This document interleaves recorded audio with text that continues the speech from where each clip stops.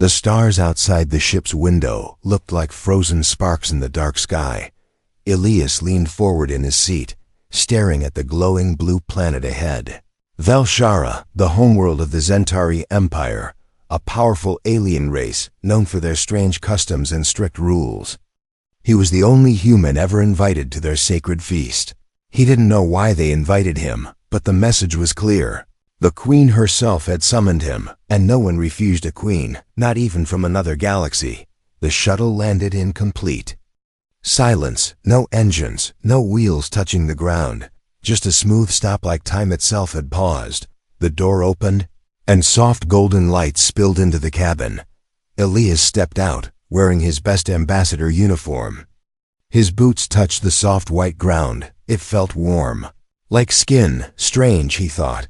But he kept walking. Tall, silent guards waited for him, dressed in glowing black armor, their faces hidden behind curved masks, eyes shining with violet light. They didn't speak, just turned and walked, expecting him to follow. He did. The palace rose in front of him like a living mountain. Its surface pulsed like a heartbeat, changing color with every second. Blue, then silver, then soft pink. It was beautiful, and a little terrifying. Inside, the air smelled like spices and smoke. Long alien banners hung from the ceiling, each marked with swirling gold symbols. There were no sounds of music, no chatter, no laughter. Just quiet, like everyone was waiting for something big to happen. Then he saw her. Queen Zelia sat on a throne of floating crystal. Her skin shimmered like starlight, and her eyes were deep pools of black. She wore a long robe made of tiny lights that moved like water. She smiled when she saw Elias and raised one hand slowly. "Human," she said in a soft voice that echoed inside his mind. "You honor us by accepting our invitation." Elias bowed slightly, unsure of the right words. "I come in peace, Your Majesty," he said. "And I bring greetings from Earth." The queen nodded, but her smile stayed the same, calm, unreadable. "You are our guest tonight, Elias," she said. "But also something more." Before he could ask what she meant, he heard a sound behind her. He turned slightly and saw them. 3 tall alien women stepped forward, moving like shadows. Their skin was pale silver, their hair long and glowing softly. Each of them had strange markings running down their arms and necks. Their eyes locked onto Elias like he was prey, or maybe a puzzle. They didn't blink, didn't smile, just stared. "These," the queen said, "are my daughters." Elias nodded politely, trying not to show his discomfort. The daughters stepped closer, circling him slowly. One of them leaned close to his ear and whispered something in a language he didn't understand. But her breath was warm, and her tone almost hungry. He turned to face her, but she was already walking away. The other 2 giggled softly and followed. The queen stood, her voice filling the hall. "Let the feast begin," she said, and the walls suddenly lit up with moving colors. Alien music started playing, slow and hypnotic. Elias was led into a long hall filled with creatures from across the galaxy. But he was the only human, and he felt it deep in his bones. The food on the tables didn't look like food. Floating orbs of light, glowing leaves, dark liquids that steamed cold. He picked up a small cube that smelled like lemon and static. As soon as he touched it, it melted into his fingers and filled his mouth with warmth. Strange, he thought again, but didn't stop eating. The queen watched him from afar, her daughters whispering beside her, their eyes always finding him in the crowd. Everyone else avoided looking at him directly, as if they knew something he didn't. As the night went on, Elias began to feel lightheaded, not drunk, but almost like he was dreaming. The music was getting inside his head. The room spun slowly, not around him, but around the queen's daughters. They stood still while everything else moved. Then one of them walked to him, placed her hand on his chest, and said in perfect English, "You were chosen, Elias." He froze. "Chosen for what?" he asked. She smiled, leaned in close, and whispered, "To satisfy us." And then she vanished into the shadows again. Elias stood in the middle of the glowing hall, surrounded by smiling aliens and sweet-smelling food. but now everything tasted different. Now, he wasn't sure if he had come as a guest or as an offering. Elias woke up in a golden room, the walls glowing softly like candlelight. He wasn't sure when he had fallen asleep, or if he had even slept at all. His last memory was the Queen's daughter whispering in his ear. Now he was lying on a soft surface that felt like moss but looked like glass. He sat up slowly, his head still foggy. His uniform was still clean, untouched, but something in the air felt different, heavier, like it was watching him. A chime echoed through the room, and the door opened without a sound. An alien attendant stood there, her skin pale and eyes downcast. She didn't speak, just bowed slightly and motioned for him to follow. Elias stood and followed her through the curved hallway. The walls moved slightly as he passed, like they were breathing. Everything here was alive, or at least felt that way. He was led to a new chamber, round and filled with soft light. In the center stood the Queen's daughters, waiting. Their eyes met his, and he felt like they were pulling thoughts from his mind. One of them stepped forward, her voice gentle but cold. "Tell us, Elias," she said. "What do humans do when they are chosen?" Elias frowned, unsure how to answer. "Chosen for what?" he asked carefully. The daughters smiled and walked around him in a slow circle. "For bonding," she said. "For legacy." Her fingers brushed his shoulder, just for a second, but it made his skin tingle. "We are not like your kind," she continued. "We do not choose randomly." Another daughter stepped forward, holding a crystal orb. Inside the orb, Elias saw images, blurry visions of other humans standing in this same place. Some smiled, others cried, but all were surrounded by the daughters. The orb pulsed softly in time with his heartbeat. Elias stepped back, unease growing inside him like a fire. "What happened to them?" he asked. No one answered. Instead, one daughter placed the orb back on a platform, and the lights in the room shifted to a darker red.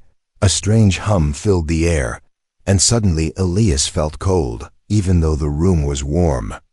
"We are close to the bonding ceremony," one of them said.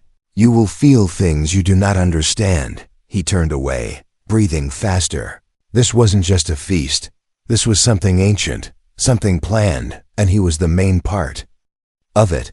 Whether he liked it or not, he needed answers, and he needed them fast. Later, as the daughters left the room, a new figure appeared. A young alien girl, smaller than the others, with soft eyes and quiet steps. She carried a tray of glowing fruit, but placed it silently on the side table. As she turned to leave, Elias called out, "Wait." She stopped, but didn't look at him. "Do you speak English?" he asked. The girl nodded slightly. "Barely." "What is this place?" he asked. "What do they want from me?" She hesitated, then whispered, "You were not the first." Elias stepped closer, heart pounding. "What happened to the others?" he asked. The girl's eyes finally met his, and they were filled with sadness. "They became part of the daughters," she said.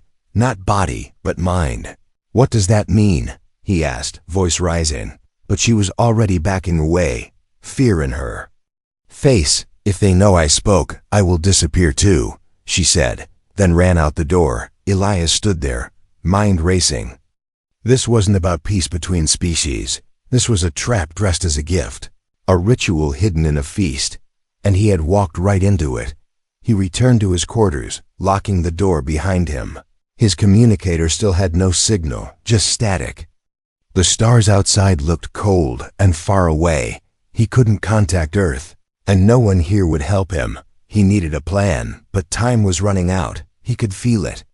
The way the daughters looked at him was changing.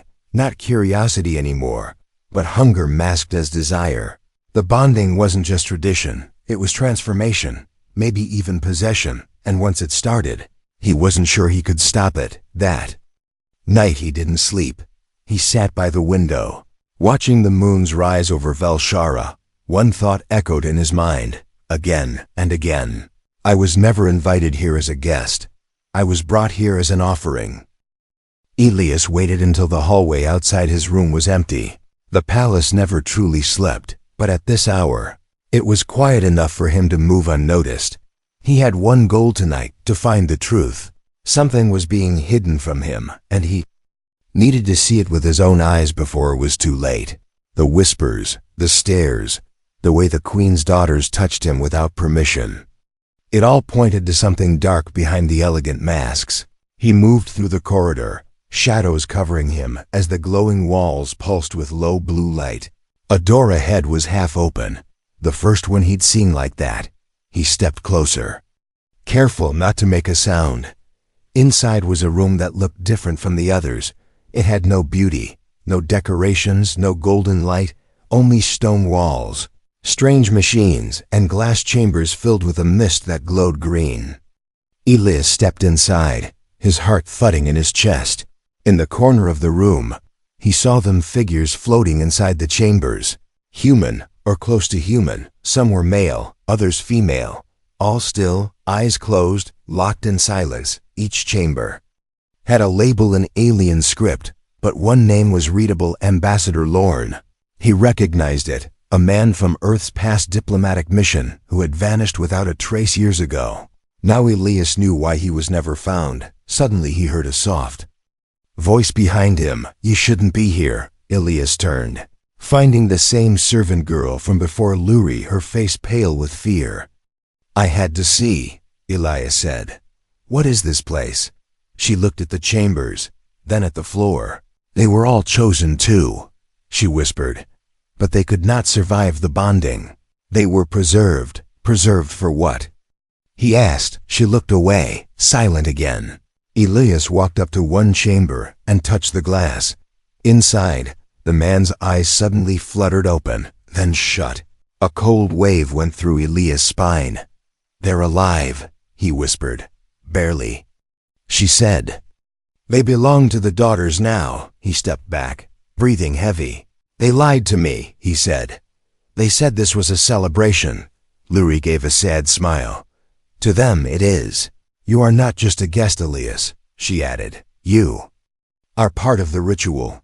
The bonding must be completed. Before he could ask more, the room filled with golden light. The humming started again, low and smooth, like a song without words. Luri gasped, grabbing his arm. "They're coming," she said. "You must go." They ran together through a side passage, one Elias hadn't noticed before. It led to a lower part of the palace, darker and colder. No glowing lights here, only mechanical walls and metal doors. This place felt hidden, unfinished, maybe even forgotten. They stopped near a sealed gate, and Luri pressed her hand against a scanner. It opened slowly, revealing a secret room with old tech and strange symbols burned into the walls. In the middle stood a stone table with carvings glowing faint blue. Images danced across the surface rituals. Unions, creatures blending together. It wasn't just bonding, it was merging, changing, transforming the human into something else. Elias stared at the images, his mind struggling to keep up. One of them showed a human face splitting apart, eyes glowing as alien energy poured into the skull. He looked away, shaken. "This is what happens when they fail," Luri whispered. "Their mind cannot hold the daughters. What happens if they succeed?" Elias asked, his voice quiet. She hesitated, then answered. "They never return to who they were." He clenched his fists. "So I either lose my body or lose my mind." Luri nodded slowly. "You still have a choice," she said. "But not for long. The Queen believes you might be the one who survives fully. You are different." He didn't know what that meant, but he didn't have time to ask. Suddenly, the room's walls shimmered, and a figure stepped out of the light. One of the daughters, tall and calm, her eyes glowing with deep gold. "You're curious," she said softly. "That's good. But curiosity must be rewarded with truth." Before Elias could move, she reached out and placed her hand on his chest.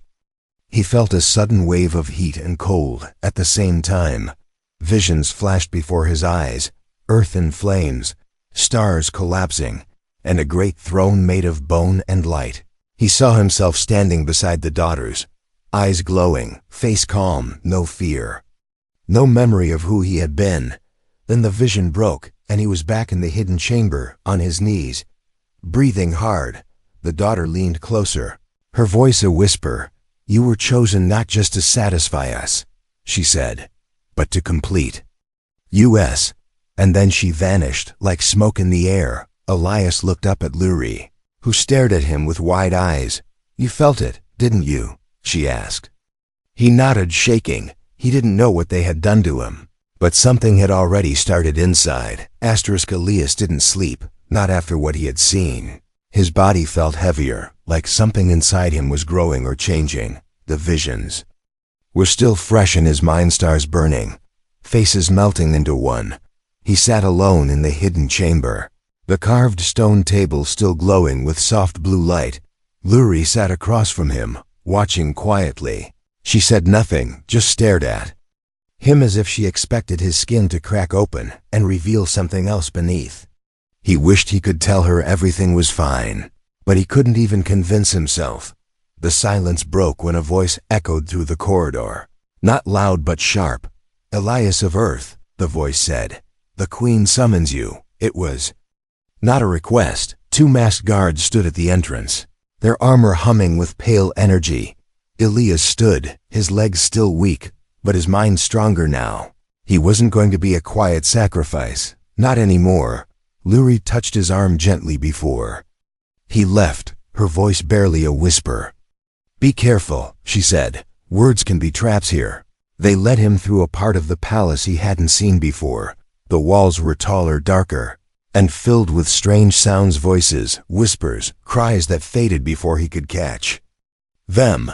They reached a high chamber, open to the sky, where the Queen stood alone, her robe flowing like a river of stars. She turned to him, her eyes filled with galaxies. "You've seen what we are," she said, "and what you could become." Elias nodded slowly. "I've seen nightmares," he replied, "and I've seen lies." The Queen smiled, not amused, not angry, just calm. "Not lies," she said. "Truths you were not ready for." She motioned for him to come closer, and the floor beneath him shifted, rising like a platform. In the center, a ring of stone circled them, each piece carved with alien symbols that glowed brighter as he stepped forward. "This is the bonding circle," she said. "Ancient, powerful, sacred." Elias looked around, feeling heat from the floor. He asked the question that burned inside him. "Why me?" The Queen tilted her head slightly. "We have watched humanity from afar," she said. "You evolve through chaos, pain, and choice. You are stubborn, wild, and unpredictable, and that is exactly what we need." She raised her hand, and the air shimmered. A large image appeared, Earth, spinning in space, then slowly shifting into darkness. A new voice echoed around them, his own voice, speaking words he hadn't yet said. "You are the bridge," it said. "The moment, the breaking." Elias shook his head, confused. "I don't understand." The Queen stepped forward, her eyes serious now. "My daughters must bond with a being from beyond our blood," she said. "Not for love, not for war, but for survival. Our race grows slower, colder. We need fire again." "And if I say no?" Elias asked. The Queen raised one hand and the image of Earth shifted again. Now it showed fires, wars, and strange dark ships floating above cities. "Then Earth becomes something else," she said. "A harvest." Elias stepped back, heart pounding. "This is blackmail. It is a choice," the Queen said. "And you still have it. But choose quickly." The platform lowered, and the doors opened again. Waiting outside were her daughters, silent, glowing, watching him. One of them reached out and gently touched his hand. A sudden warmth rushed into his skin, familiar now, but still strange. Her voice entered his mind without sound. "Come with us," she said. "Let us show you the future." He followed them through long tunnels lit by violet crystals. At the end was a vast chamber, a garden without soil, floating lights instead of leaves. In the center stood a device, part organic, part machine, pulsing with slow life. "This is where the bond begins," one daughter whispered, "but only if you choose." Elias stepped closer to the machine. his reflection shining back at him from its surface. In the reflection, he didn't look like himself anymore. His eyes glowed and his skin shimmered. He reached toward the surface, then stopped. "I want answers first," he said. "Real ones. What happens to my mind, my soul, if I do this?" The daughters looked at each other and for the first time hesitated. One of them spoke slowly. "You will become more," she said. "But you may not remain only yourself." "That's not an answer," Elias snapped. "It is the only one," she replied. He stepped back, breathing hard. The machine pulsed. Again, as if calling to him. Behind him, the daughters waited, silent, still beautiful, but now strange and terrifying too. Ahead of him, the path shimmered with unknowable light. Behind him, Earth hung in the balance, and in his heart, Elias knew this wasn't just a choice between yes and no. It was a choice between being human, or becoming something that might never be human again. The halls were no longer silent. Somewhere deep in the palace, a siren wailed low, sharp, and strange. Like a metal scream underwater, Elias was running, his heart pounding against his ribs. He didn't know where he was going, only that he had to get away from that chamber, away from the bonding machine, away from them. His thoughts were loud and confused, clashing like broken glass. What they wanted wasn't just unity, it was control masked as destiny. And he wasn't ready to lose himself, not yet, maybe not ever. The walls around him pulsed red, responding to his fear. Every step triggered lights, and his path twisted like it was alive. Behind him, voices echoed soft and calm, but chasing him all the same. "We can help you," one whispered. Though no feet followed, "You were made for this." Another one sang in his mind. He covered his ears, but the voices were inside, not outside. He took a sharp turn and nearly collided with a tall figure, one of the daughters. But she didn't block him, not yet. She tilted her head, studying him like a curious animal. "You don't have to run," she said. "You're already part of us." Elias stared at her, his breath ragged. "I'm not yours," he said. "And I won't be." She smiled gently, like a mother forgiving a child's anger. "Not yet," she said, and vanished into the air like smoke. He pushed forward until he reached a sealed gate, cold, metal, real, unlike the rest of the palace. This door didn't glow, didn't move. It stood still, heavy and locked.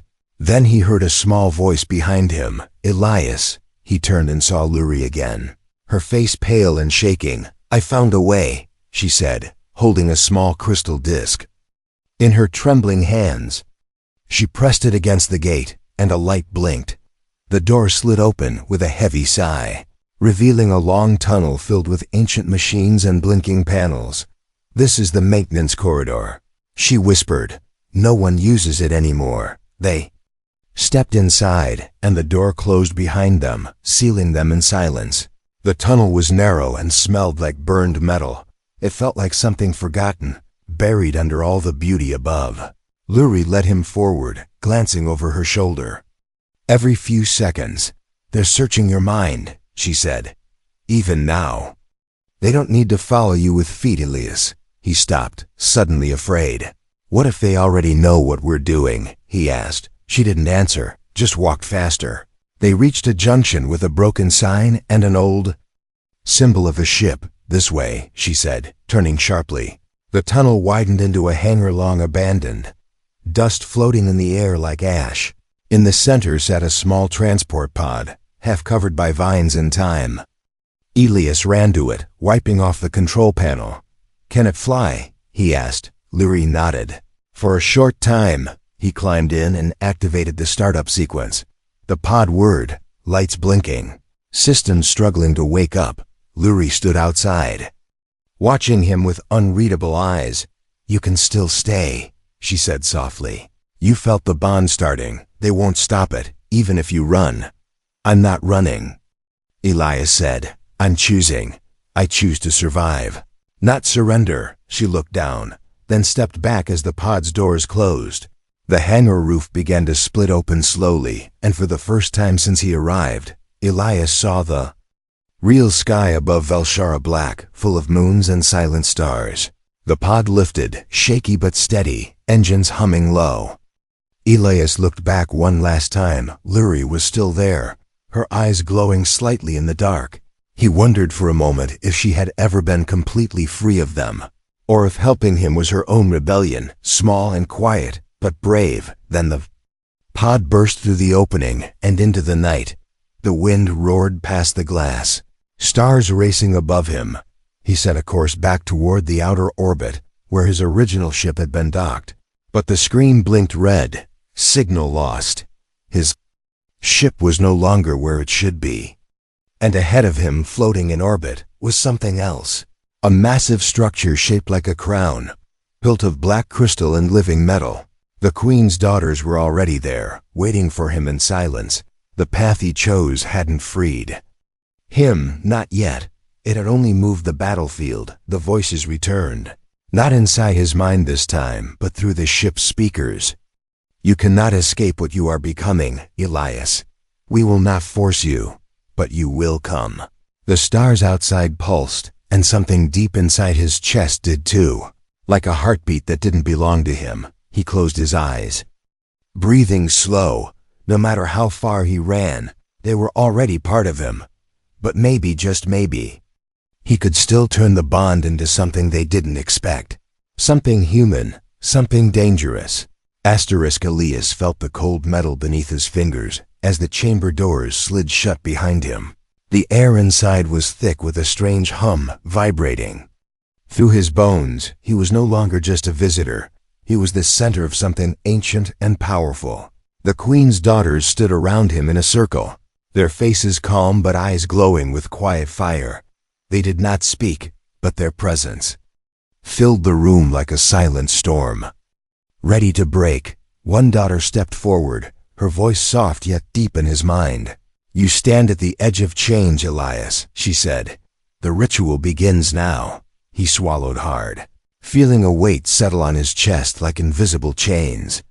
He wanted to resist, to run, but his legs would not obey. The room darkened, and from the shadows emerged the Queen herself, her gaze locked on Elias, full of centuries of power and sorrow.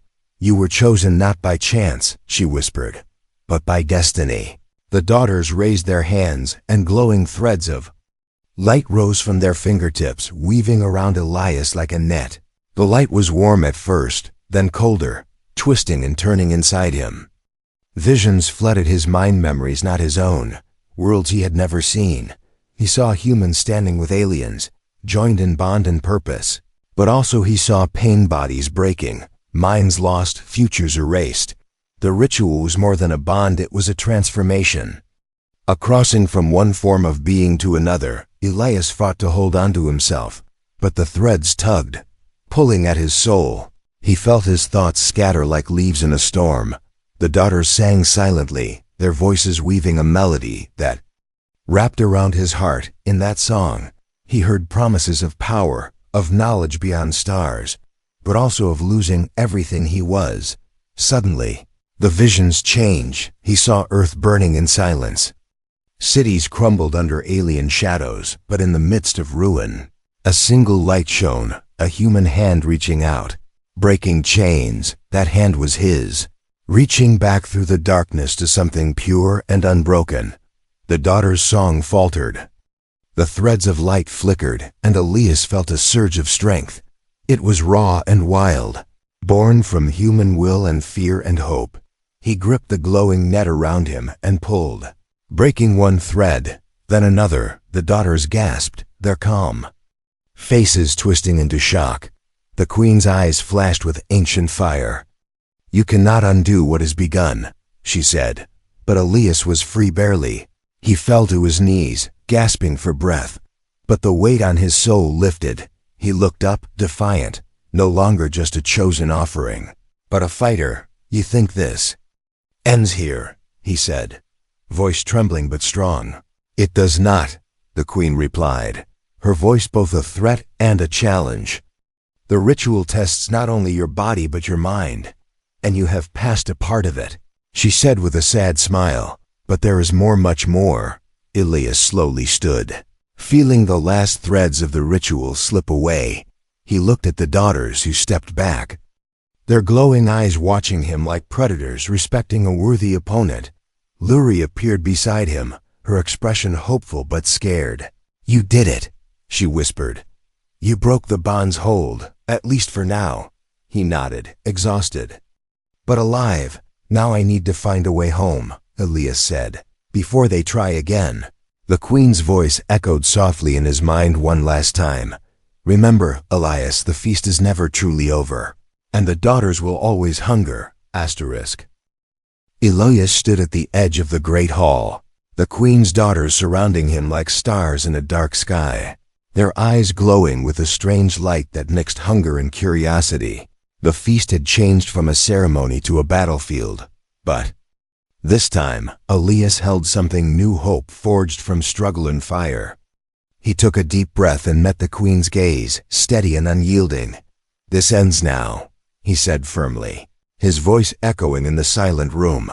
"I am no longer your chosen offering, no longer your prey." The Queen's lips curved into a slow smile, one that held centuries of wisdom and pain. "You speak with the strength of your kind," she said softly. "But strength alone cannot rewrite ancient laws." Elias shook his head. "Maybe not," he replied. "But choice can." He stepped forward, feeling the weight of the daughter's gaze. "Look around," he said, gesturing to the assembled. "Aliens, all of you have lived in fear of this ritual, trapped in cycles of old. But I offer a different path, one of alliance, not domination." The daughters exchanged uncertain looks, their glowing eyes flickering. One stepped forward, her voice low and cautious. "What do you propose, human?" Elias took out a small device from his pocket, something simple but powerful, a communicator linked to Earth's ships. "I bring you this," he said, "a chance to connect, to share knowledge, and to grow together. We don't have to be enemies or masters and servants. We can be partners." The Queen's eyes narrowed, but she said nothing. Instead, the daughters moved closer, their hands reaching out, but not to bind him. They touched the communicator, their fingers tracing its surface. A warmth spread through the room, soft and bright. Elias felt the bond change, from a chain to a bridge, from fear to understanding. Suddenly, the walls of the palace shifted, revealing images of distant worlds, new possibilities, and shared futures. The Queen's voice filled the air, calm and clear. "You have rewritten the feast, Elias," she said. "Breaking the cycle takes courage. And perhaps that is what we have been missing." The daughters smiled, now real smiles, and stepped back. "You are no longer just a guest or a chosen one," the Queen said. "You are a symbol of change, and with you we will walk a new path." Elias felt his heart swell with hope, but also with the weight of what was to come. This was not an ending, but a beginning, a chance for two worlds to meet, not as conquerors and conquered, but as equals. The feast was over, but the story was just beginning. He looked up at the stars outside the open hall, the distant lights of Earth shining back at him, and whispered to himself, "We will survive."